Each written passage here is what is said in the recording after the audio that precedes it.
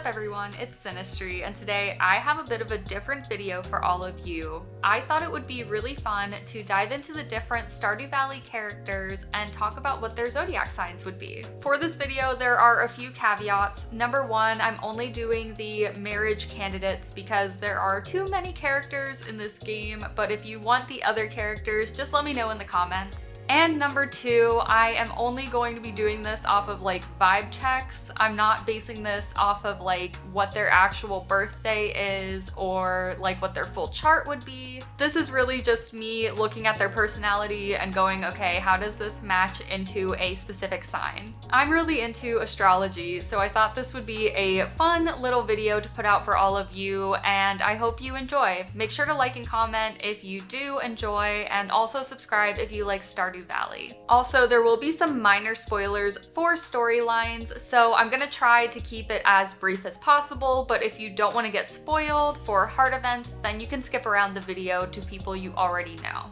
But let's begin. Going in the order on the Stardew Valley wiki, we start off with Alex, who is one of the most obvious characters of all for their zodiac sign. It's obviously a Leo. Leos are really driven by others' opinions of them. They want to be recognized and appreciated, and not just that, they want to be praised and almost worshipped. They tend toward the spotlight, so you might see them as like class clowns or entertainers. At their best, they are funny and charismatic and generous, but at their worst, they're narcissistic, shallow, and even impractical. Alex obviously fits into this. He really wants to be a grid ball professional, and he really wants to prove to everybody that he is still worth something even after high school, where he was a grid ball star. Alex has some really deep-seated abandonment issues, not trying to spoil too much of his story, but that is a big key component to his personality. These abandonment issues are kind of what trigger him to become such a Leo stereotype and take it to the extreme, because he really feels the need to overcompensate. However, he does become a much better person as you grow an authentic relationship with him. What's really interesting too is the relationship with him is not ending up in you worshiping him like a lot of Leos supposedly want. Instead, it really is a relationship of mutual respect and of helping him to understand that he doesn't have to meet some kind of crazy expectation. He's just a normal person, and that it's totally okay to be a normal person. But enough about Alex, let's move on to Elliott, who is another kind of obvious character. Elliott is a pretty stereotypical Libra. They are one of the most chill signs. They can be very laid back, very simplistic in their living, and they tend toward a lot of nature. At their best, they will be very easygoing, really sociable, and also pretty in tune with their childlike self and their sense of wonder. But at their worst, they might avoid confrontations, self-pity, and be very indecisive. Elliott obviously portrays a lot of these qualities. He is very laid back, and he doesn't really need a whole lot to get by. He's pretty nonconformist. He lives in a shack on the beach, and he is a writer, so he is kind of his own person doing his own simple life. However, I do feel like he kind of embraces some of these more negative qualities of Libras as well by avoiding the confrontation in his hometown when he was getting backlash for being a writer. Instead of just living his own authentic life at home, he felt the need to get away and to still prove everybody wrong, which you could see as a plus or a minus. But now that we have Elliott out of the way, let's jump into Harvey. Harvey was tricky. I had a couple of different zodiac signs that I was kind of debating for him, but I ultimately ended up with Capricorn. Even though you might not think Harvey is a stereotypical Capricorn, I do think he kind of fits with it, and he probably just has some other signs within his personality that kind of,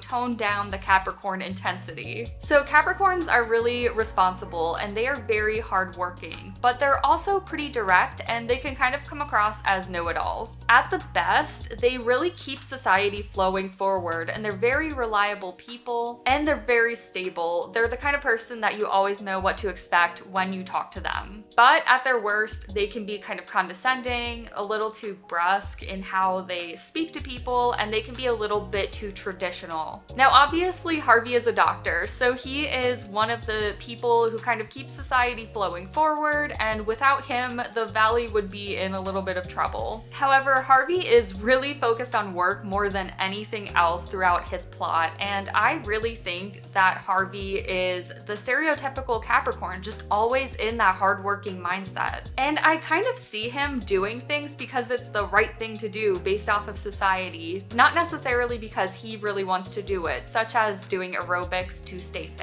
Another zodiac sign that I've seen thrown out for him online in different places is Virgo, but I'm going to talk about Virgo later on because I don't necessarily think he fits that, but another character does. For now, let's jump into Sam, who was honestly the most difficult character to figure out. I should not be very surprised at the result of Sam because I spent so long trying to figure out who this boy even was. I was like, what is his personality? What drives him? What gets at him? I just don't know. But I think I have it. He is a Cancer. Cancers can be really imaginative and they can be pretty persistent with all of their different passions. So he is very into skateboarding and also his band, and he puts a lot of time and effort and thought into these. Cancers are also very compassionate and pretty respectful of other people's emotions, even if they don't align with their own emotions. At their best, Cancers are very loyal, they are understanding of others, and they are quite passionate. But at their worst, they are very distant with their own emotions and with other people. They can withhold their emotions, and they honestly have trouble understanding their own emotions. One thing I've noticed with a lot of Cancers is they have some trouble understanding how their body physically moves in space. This isn't me trying to throw shade at them or anything, like Cancers just tend to be more, I guess, mentally aware than physically aware, which it happens. Some people are more like that. I think Sam definitely fits into this, considering one of his stories is about him, grinding his skateboard on some, I believe, flower pots outside of one of the houses, and Mayor Lewis gets mad at him. This is totally something a Cancer would do, just not even thinking about the physical consequences of what their actions are doing. However, I do think that there is a lot of depth to Sam, specifically around his dad. His dad is in the war and he is very concerned about him, and I think that there's a lot more to this that we don't really see because Sam doesn't open up a whole lot. That's very much a Cancer thing to do. It's not always because they're actively trying to withhold, but sometimes they think they don't understand their emotions and don't know how to get them across. But overall, I mean, the fact that I couldn't really figure out Sam just goes to show that he really is that Cancer who kind of has that protective shell up to,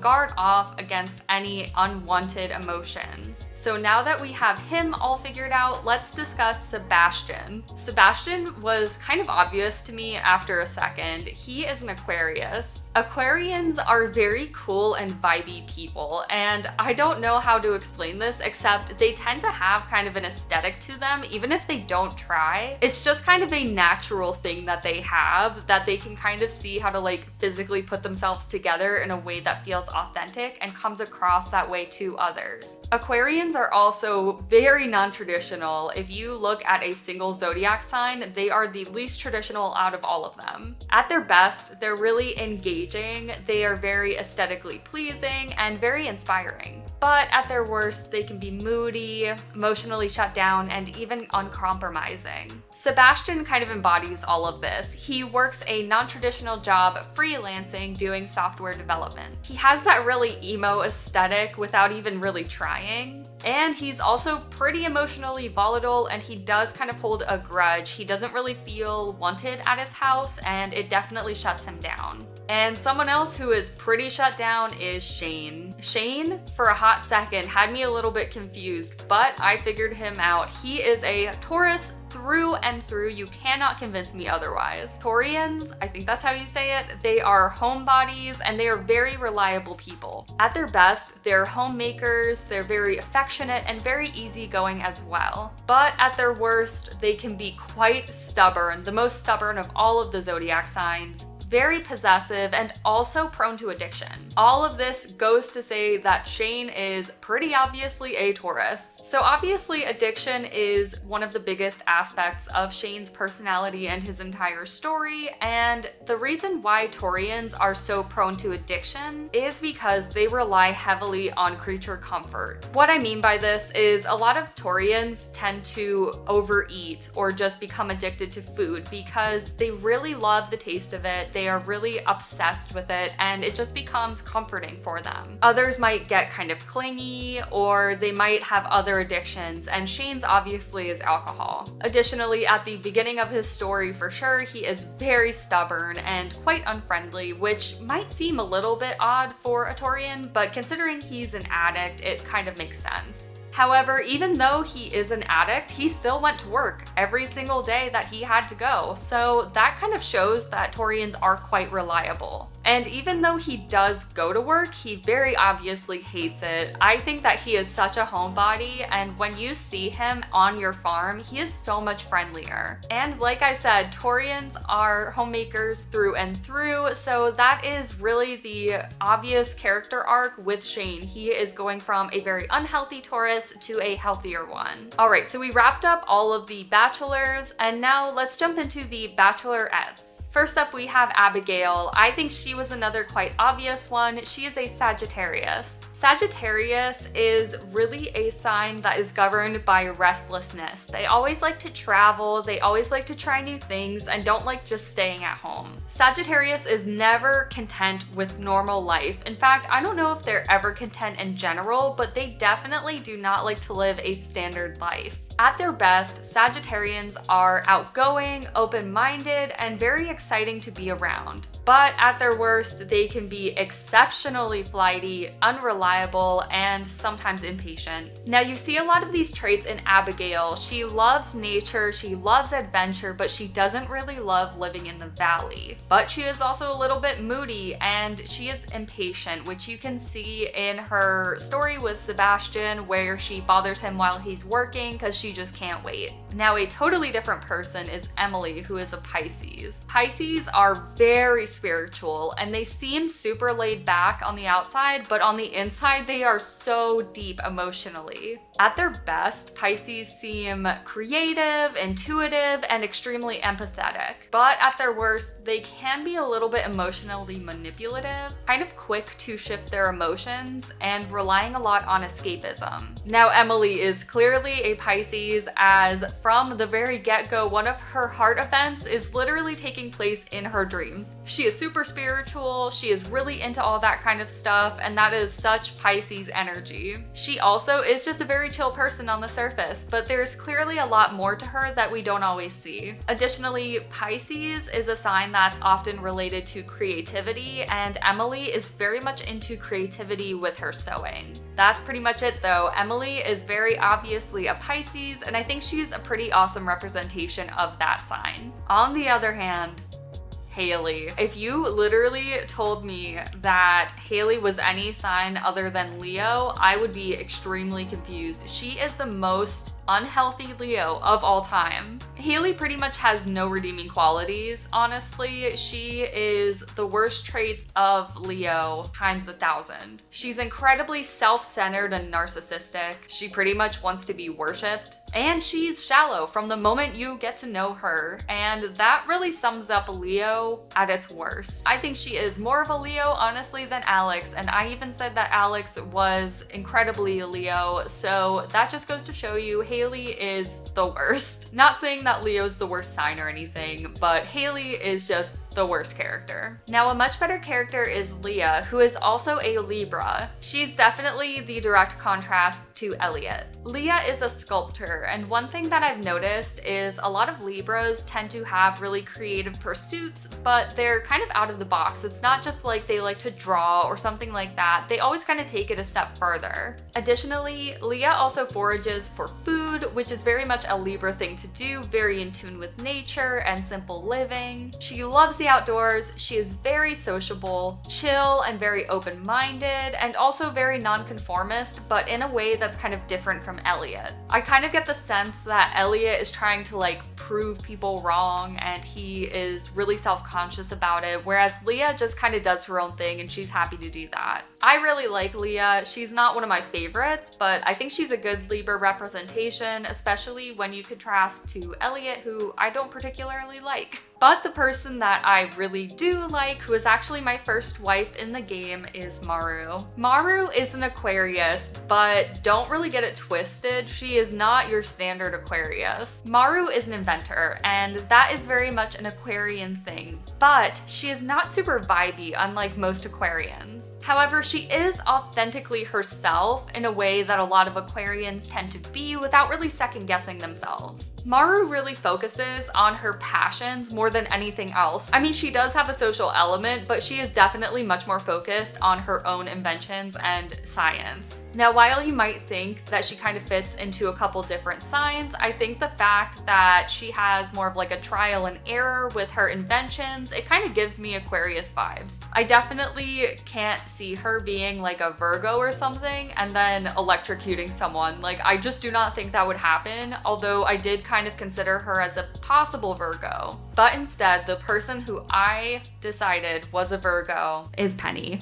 Now let me say something. I am a Virgo. I am a Virgo through and through. I am a Virgo sun, a Virgo moon. I'm not a Virgo anything else, but I am those two. I know Virgos, and I know that Penny is definitely a Virgo who is struggling a lot with a lot of stuff. First of all, Virgos are really self-reliant. I mean, we always just are very independent. We're not really going to expect anything from anyone else, and we are very perfectionistic. At our best, Virgos can be analytical, have great attention to detail, and be quite structured people. And at our worst, we can be extremely disconnected from our emotions, very anxious, both anxious in our own minds and also anxious in like social situations and things like that. And we can also be workaholics, but unlike Capricorn, we're not workaholics because we feel like we need to be. We're usually workaholics either because we're very perfectionistic and it just takes time to become perfect, or because we're trying to avoid our emotions. Now, one thing about Virgos is we love books. We love escaping. We love just a good, book to really take our attention, and Penny is Miss Book Lady. Penny is also very much into learning and education and teaching the kids in the valley. And this is another thing that Virgos love because we tend to be very analytical, and so learning for us can be kind of easy, and also teaching other people concepts is something that we tend to enjoy. However, Penny kind of just accepts how her mom is, even though her mom treats her really poorly, and I think this is kind of because of the emotional disconnect she has. She also kind of tends to be a little bit withdrawn emotionally, like she doesn't really show her emotional side to the extent as some other characters. The one exception though is during her love confession. If you turn her down, it is just like game over. She is done with you forever. Because Virgos don't really understand our emotions, it's very hard to work through them, and so to like put yourself in a vulnerable position and get turned down is devastating. So it really kind of fits. I'm just gonna say I think Penny has some mad Virgo energy somewhere in her chart. If she's not a Virgo sun, she's a Virgo moon, but honestly, she could even be both. So anyway, that is all of the different marriage candidates in Stardew Valley and what zodiac signs I think they would be. I'd really like to do other characters in the future, so let me know if you have an interest in that, and also let me know if you disagree with any of these picks, because I am just very curious to see if anyone has any other thoughts. And again, make sure to like and subscribe for more Stardew Valley content in the future. Thank you so much for watching, and I will see you next time.